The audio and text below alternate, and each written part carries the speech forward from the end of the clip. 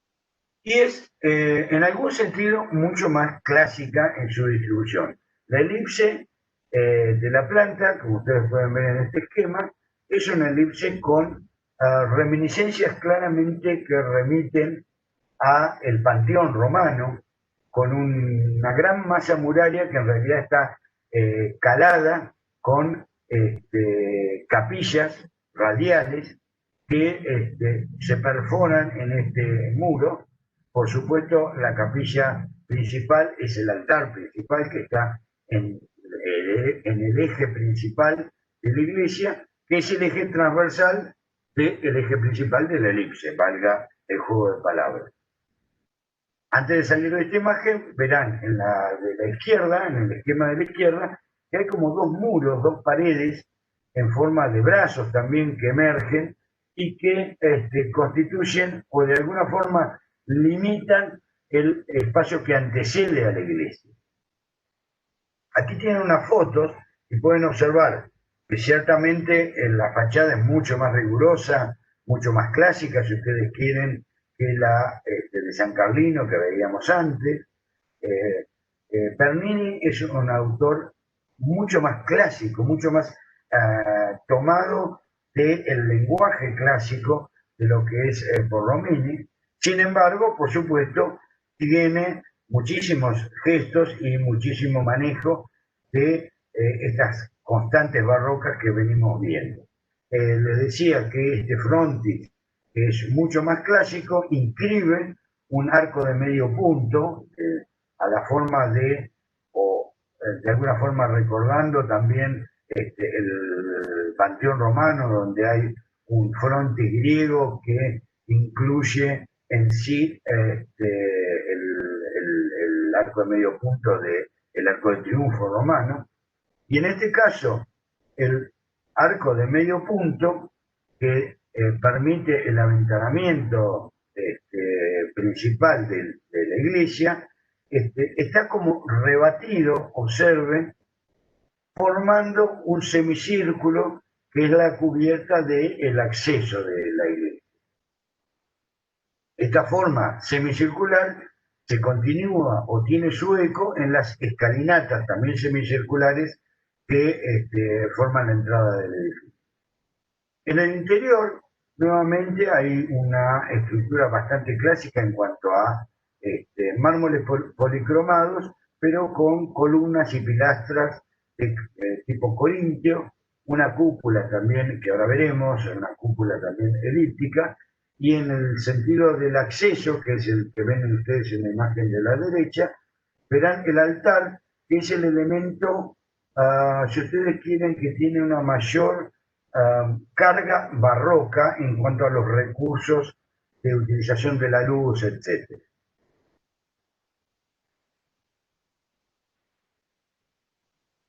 Aquí tienen una visión a la derecha, una visión más cercana del altar, y verán que tiene una iluminación que es de carácter cenital, ilumina toda la parte dorada del fondo, y a la izquierda pueden observar cómo se arma la cúpula, también mucho más clásica, con gajos, siendo que no es una cúpula esférica, sino elíptica, pero también manteniendo ese rasgo característico de la tradición romana. Con respecto al altar principal que les decía, tiene una iluminación cenital que aquí pueden observar cuál es el truco, digamos. En la imagen de la izquierda pueden ver este espacio, esta capilla, que tiene una iluminación muy fuerte desde la parte superior, aunque no se percibe bien por dónde. Aquí en las imágenes de la derecha pueden observar que el techo de ese espacio tiene a su vez un oculus, un espacio abierto que da a una linterna que es por donde penetra la iluminación, pero además de entrar esa iluminación, que desde la nave no se ve, por supuesto hay que estar metido prácticamente abajo del altar o adentro del altar para percibirlo, observen que está todo decorado con dorados y hay una cantidad de ángeles que parecen elevarse desde la zona del altar, pasar por ese edificio y elevarse hasta el cielo en una, nuevamente una representación que es sumamente teatral, sumamente ficticia, donde lo pictórico, lo escultórico y lo arquitectónico se estremezcla hasta un punto en el que no es posible distinguir los límites. Esto ya lo habíamos visto en la pintura de los textos. Yendo ahora a los palacios, veremos dos palacios. Acá salimos un poquito de Roma, pero vemos un palacio que está en Turín, el Palacio Carignano, que es sumamente representativo, en principio porque, bueno, ustedes pueden ver que maneja un lenguaje de un ladrillo que es muy propio del norte de Italia, y sin embargo mantiene toda esta cuestión de la forma curva, de las entrantes y salientes, lo cóncavo y lo convexo, que es propio y es característico de la arquitectura barroca. Por otro lado, pueden observar también que tiene una dimensión sumamente importante, el tema de la monumentalidad, de la que ya hablamos, y que acá es muy claro en cuanto a que todo el edificio ocupa una enorme extensión y tiene en realidad varias alas, y la parte principal, en realidad, con una fachada muy importante, es la que da esta cortina, este patio interior. Se accede por este frente que ustedes ven aquí, que es la única parte que no está trabajada en ladrillo, sino en mármoles, esta especie de pórticos o arcadas, y se llega a un hall central en el que hay dos escaleras monumentales que conducen a lo que sería el piano nobile, la planta principal con el gran salón.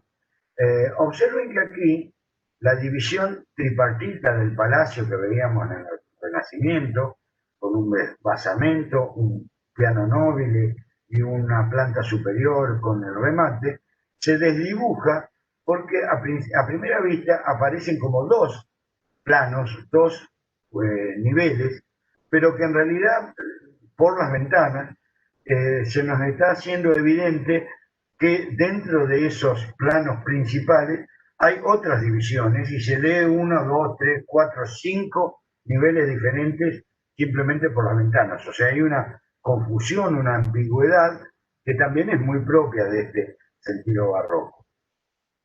Si vemos un poco más de cerca, aquí tienen en la parte superior izquierda la fachada principal y las otras dos imágenes corresponden a ese patio interior.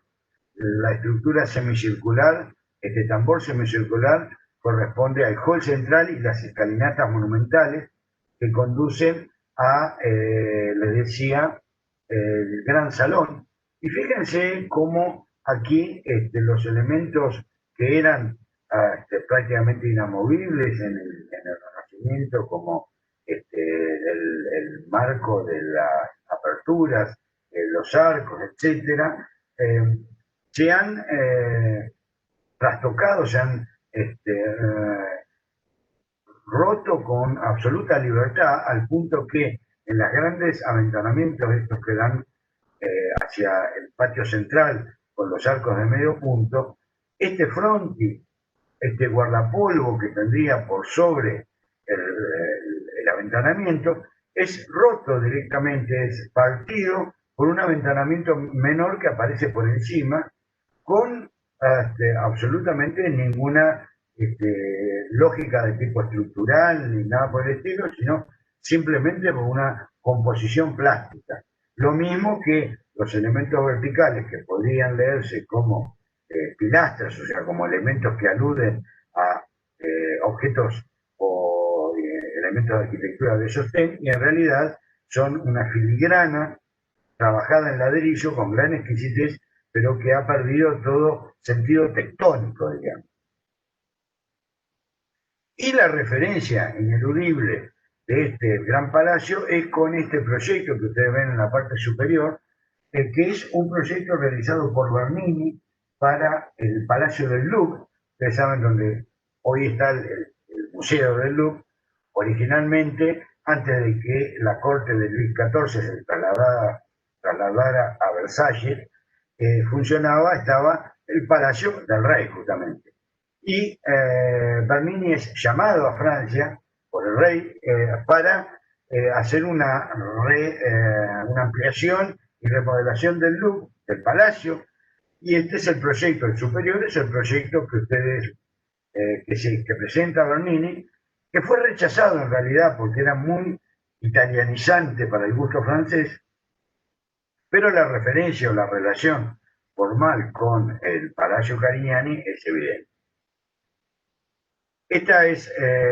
Las imágenes superiores son del hall y las escalinatas monumentales que llevan al gran salón y las cualidades de los espacios interiores son estas dos imágenes que ustedes ven en la parte inferior de la pantalla, que como verán presenta una decoración sumamente recargada desde las paredes completamente recubiertas con dorados y con trabajados artesonados hasta las cubiertas pintadas. Otro palacio, el último que veremos hoy, es el Palacio Barberini, que es interesante por varias razones. En principio, hay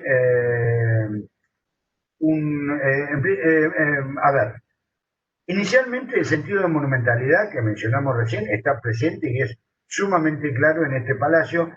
En las imágenes no se aprecia, pero el palacio es enorme, tiene como 200, 250 metros de largo por los costados. Es realmente sumamente impresionante. Por otro lado, tiene este nuevo concepto de distribución, lo mismo que veíamos en el Palacio Carignano recién, se produce acá, es decir, un gran hall central al que se llega y se sube por escaleras a el gran salón, que es el que está en el primer piso, y por otro lado, el tema de la exaltación del comitente, que ahora veremos a qué nos referimos. Pero con respecto a la distribución, observen ustedes en la planta que el acceso se da a partir de esta columnata, que en la fotografía de fachada se ve, en realidad, que no se ve dónde está la puerta. O sea, lo que se ve es una columnata y después sombras, y cada vez más sombras, y el espacio del final, a ver si... Acá está. Esta ampliación, el final, justamente donde está la puerta que da a este espacio central elíptico con las grandes escalinatas, es imposible de percibir desde el exterior. Más o menos lo mismo, pero más resaltado, si ustedes quieren, que lo que pasaba en el Palacio Carignano. Por otro lado, este espacio recibidor, este hall, conduce por un lado por las escaleras hacia el espacio protagónico, que es el primer piso, el gran salón, y por otro lado atraviesa un espacio semicubierto hacia los jardines que están en la parte posterior y que son de gran importancia en el funcionamiento del palacio, luego lo veremos. En el interior hay una variedad de situaciones, simplemente traje estas dos que son, si ustedes quieren, quizás anecdóticas, pero que marcan cómo era los disparos de los conceptos. Lo que ven a la izquierda es la escalera, tiene dos escaleras a ambos lados del acceso. La que ven a la izquierda, les decía, es la escalera que diseñó Bernini. Este edificio fue hecho por Maderno, Carlo Maderno, que era un arquitecto barroco, tío de Borromini, y en la obra trabaja, por supuesto, Maderno, y trabaja también Borromini, que era, ya les digo, el sobrino, y Bernini, que era un joven arquitecto, una especie de joven maravilla de la época, una especie de niño mimado de las altas esferas del Vaticano, y el Palacio el Palacio Barberini es de la familia Barberini, que incluye a un papa, que fue justamente el Papa Barberini quien le dio la mayor cantidad de encargos a Bernini. Y aquí empieza la rivalidad, se puede decir, entre ambos arquitectos. La imagen, entonces, volviendo a la izquierda, es una imagen mucho más sobria, mucho más rigurosa, si ustedes quieren, obra de Bernini y que representa justamente el estilo de Bernini. En tanto que la de la derecha, sumamente dinámica, de forma de planta elíptica, es diseñada por Borromini. En realidad, Maderno estaba trabajando en esta época también en San Pedro, en Roma, en la fachada, cuando muere Maderno, se hace cargo de la obra de San Pedro Bernini, y Bernini modifica el proyecto de Maderno, y esto le acarrea la primera diferencia con Borromini, que lo veía como un atropello, digamos, a la memoria del tío, y ahí empieza la rivalidad entre estos dos que dura toda su vida. La semana pasada veíamos la cubierta del gran salón del Palacio Barberini, donde veían este tema de la exaltación del comitente, o sea, la figura del comitente exaltada por, en este caso, la pintura. La que vieron ustedes la semana pasada es la pintura de la derecha, recuerdan donde estaba esta alegoría, donde aparecen las tres abejas que son el símbolo del escudo Barberini, más los elementos que representan el papado, la tiara y las llaves. Y no habíamos visto, y vemos ahora, cómo es este espacio. Como verán en la imagen de la izquierda, en realidad la cubierta, que es absolutamente pintada, tiene una curvatura relativamente escasa, y todo lo que se ve en la imagen es toda una perspectiva pintada, fingida, que es propia, digamos, de este periodo. El exterior, que les decía, es muy importante. Los patios posteriores del Palacio Barberini servían para todo tipo de eventos, de agasajos, tal el caso que ven aquí en este cuadro, que nos sirve para, de alguna forma, salir del palacio y meternos en lo que es la cuestión de la indumentaria en este periodo.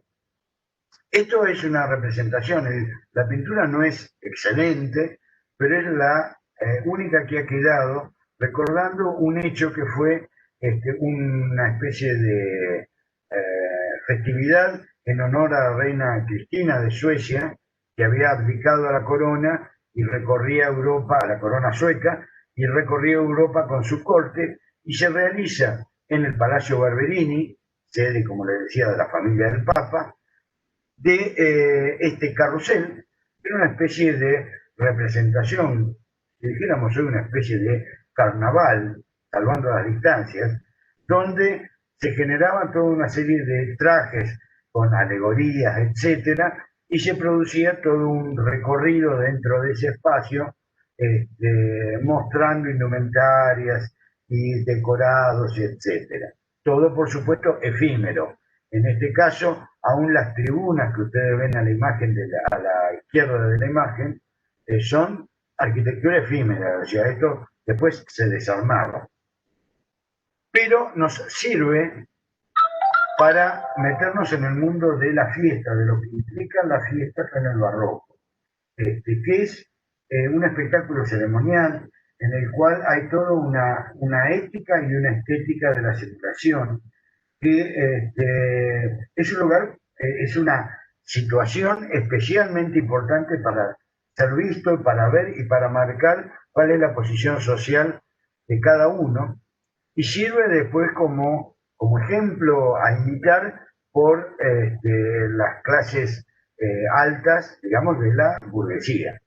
Se muestran los bienes que dan prestigio, que dan, refuerzan la posición social, y hay toda una actitud gestual, corporal y la indumentaria, que es sumamente estudiada y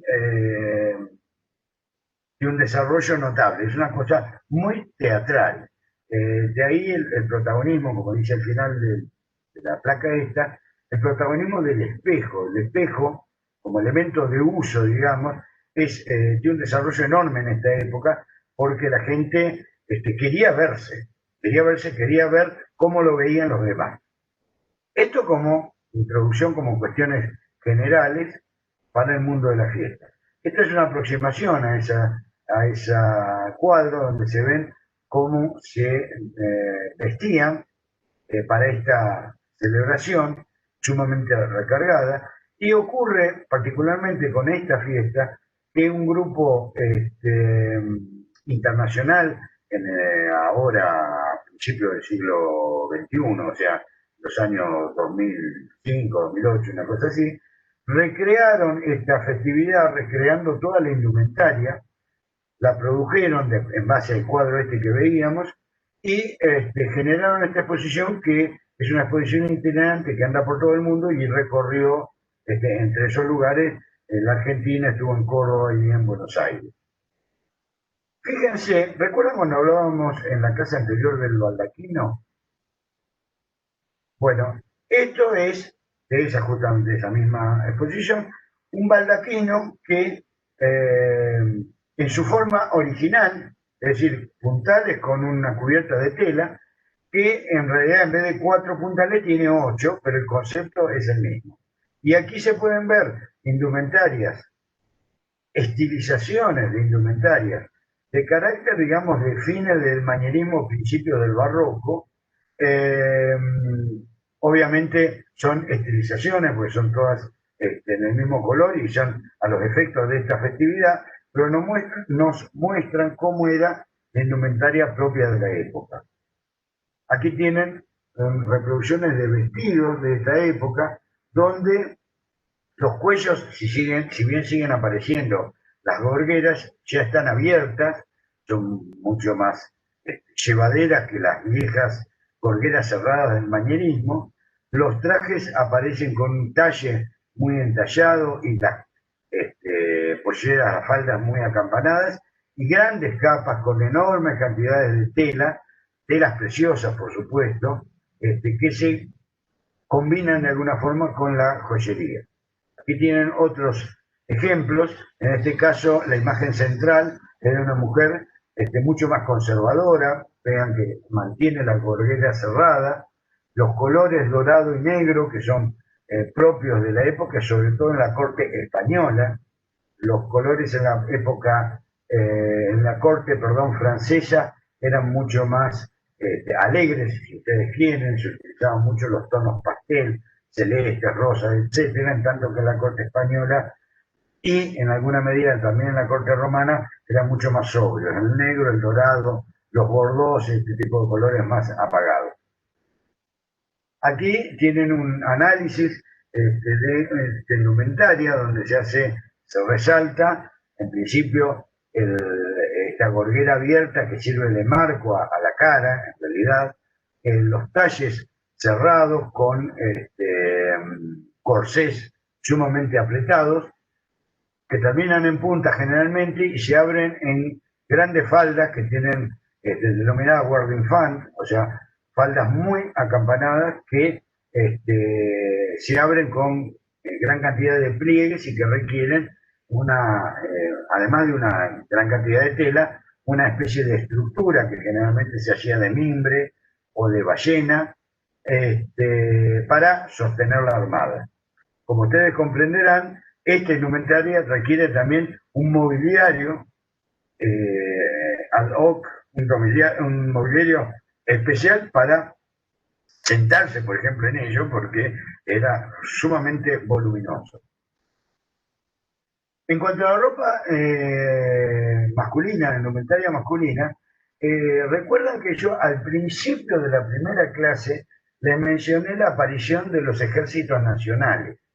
Y junto con los ejércitos nacionales, la aparición de los uniformes nacionales.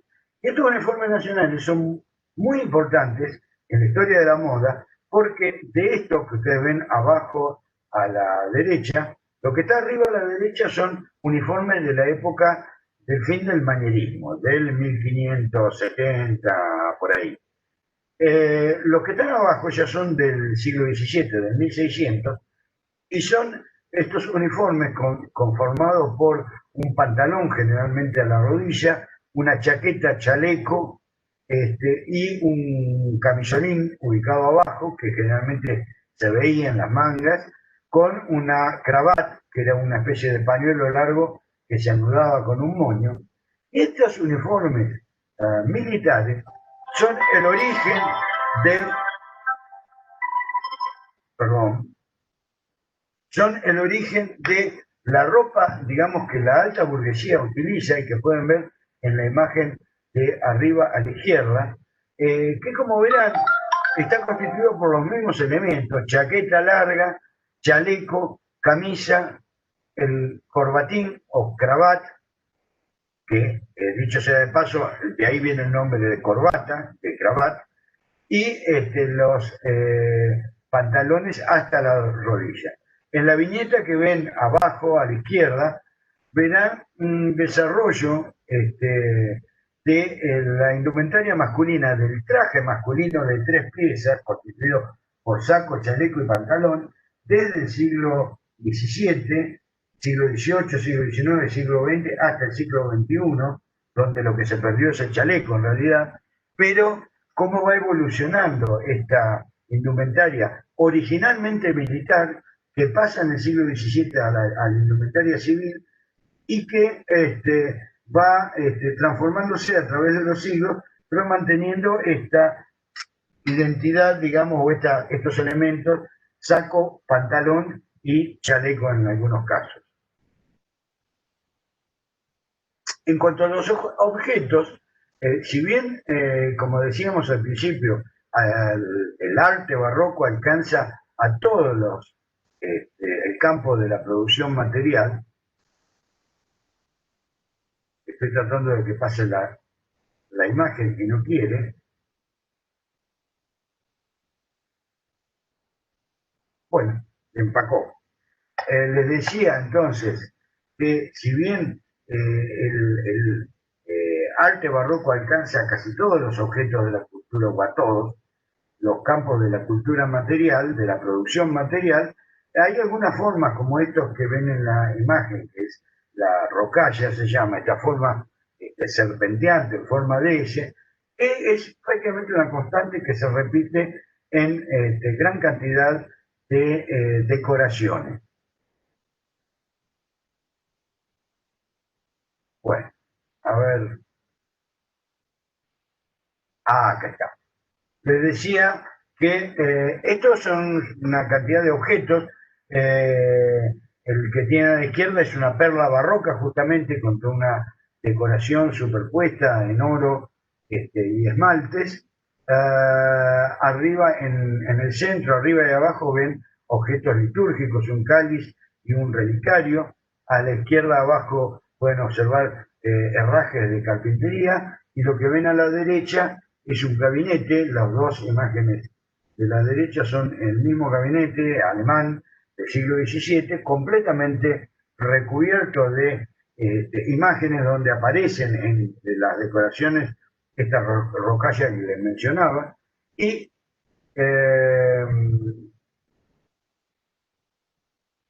esta misma forma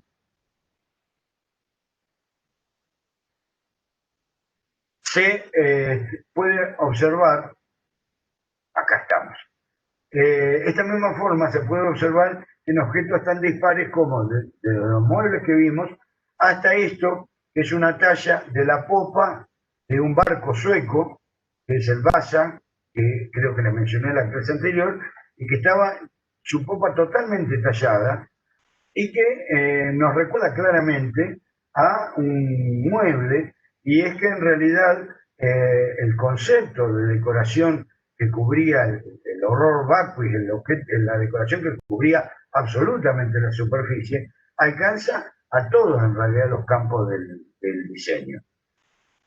Y este arte barroco lo podemos encontrar ya no con la forma, pero sí como concepto en la actualidad. Por ejemplo, en la moda, cuando vemos un traje de Armani donde hay una asimetría muy clara, donde hay una combinación de texturas en la chaqueta, en el tapado, en la falda y el cuello, aparecen formas en espiral, como esta que se ve en la plica, en la rosa central hecha en tela de la chaqueta. Se ven en la imagen central del traje de novia de Chanel la indefinición de los límites o la combinación de materiales, en este caso de telas, que aparece a la derecha. Los dorados y negros, que son característicos del barroco, también aparecen ya por ahí en el 2013 en este desfile de Dolce & Gabbana, o en estos objetos, joyería, en realidad billutería, realizado, inspirado justamente en la moda francesa. En arquitectura, por supuesto, está absolutamente presente esto.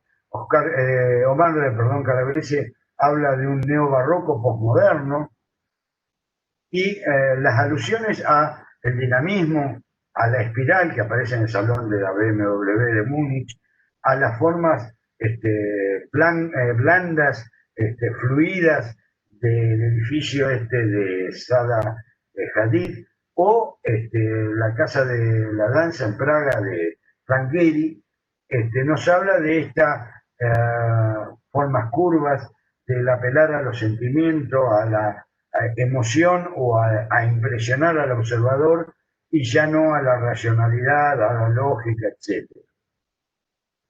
En síntesis, el barroco, les decía al principio de la primera clase, se desarrolla bajo gobernantes e instituciones con poder y voluntad de propaganda que encuentran en esta expresión artística un medio eficaz de comunicación.